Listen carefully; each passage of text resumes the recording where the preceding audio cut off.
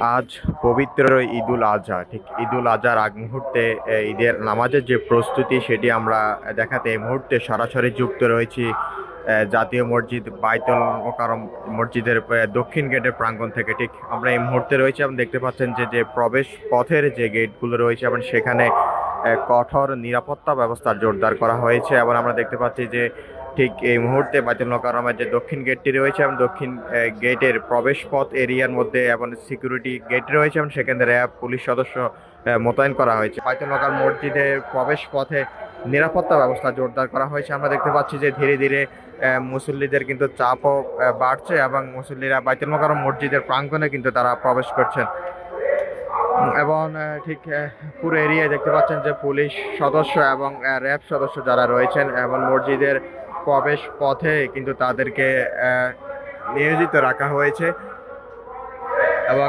মুসল্লি যারা আসছেন তারা কিন্তু একে একে ধীরে ধীরে মসজিদের ভেতরে তারা প্রবেশ করছেন। ঠিক বলা যায় যে আজকে